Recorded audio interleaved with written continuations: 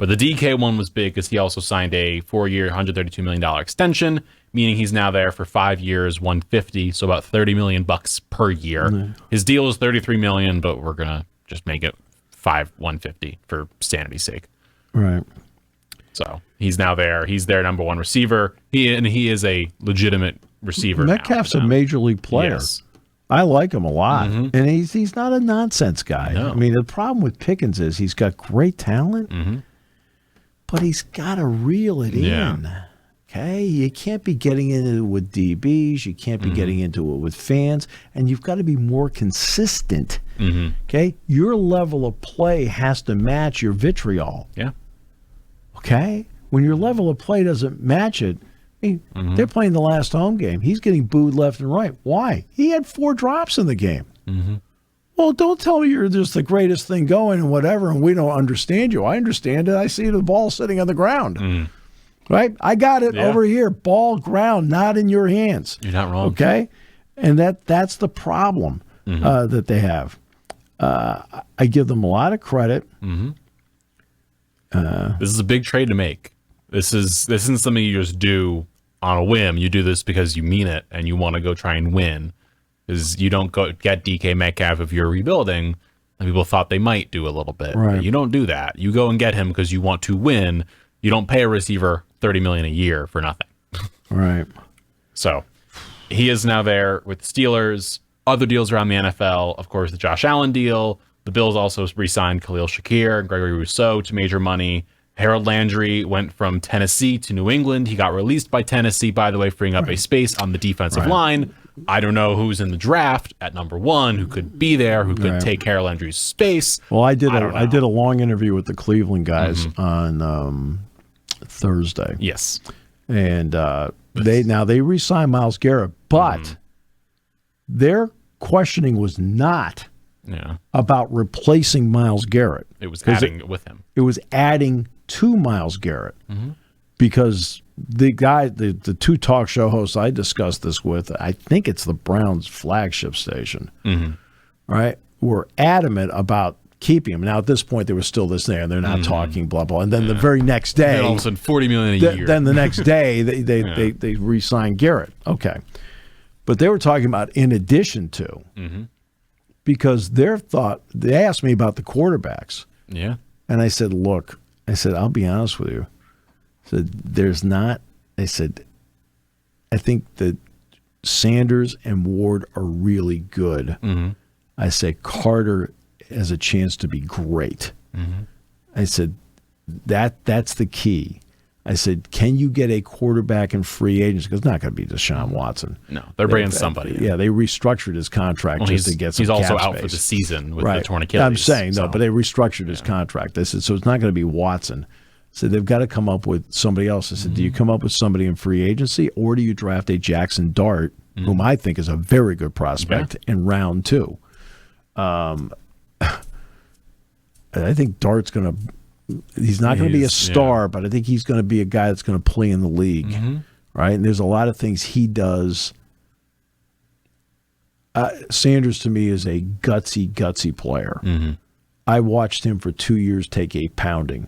In the bowl game, same thing happened in the bowl game that happened to him a year ago. He got pounded, got up, got pounded, got up, got pounded, got up, didn't leave games, got up. Yeah. I mean, he's got more of this. That is not – he may be the roll off the field, the Rolls Royce kid and the whole thing, but on the field, he doesn't play like an entitled guy on the field. No. Right? Ward, I've always liked it. Going back now, obviously I didn't see him play at an incarnate Word, but I saw him play at Washington State. You know, those late night games I'd watch when I'd get home from a road trip. They'd be on. Saw him in Miami. So that'll be interesting to see what they do. Of course, other news around the NFL, going division by division here to the AFC West.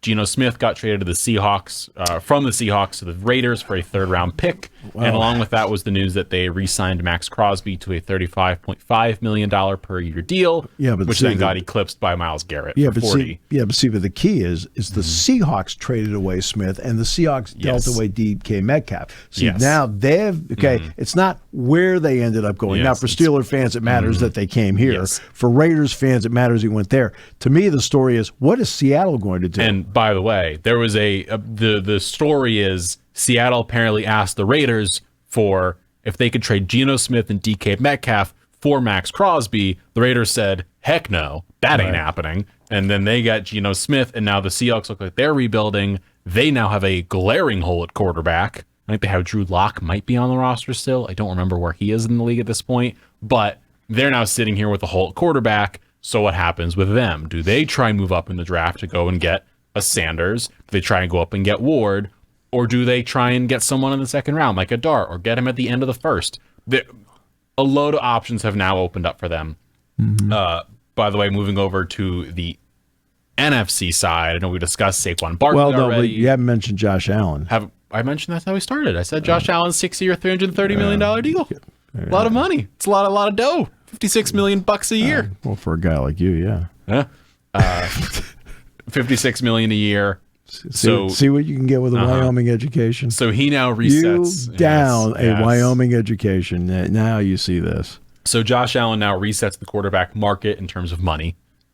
250 guaranteed, by the way, which means that they are putting 250 million in escrow, saying that's for Josh Allen.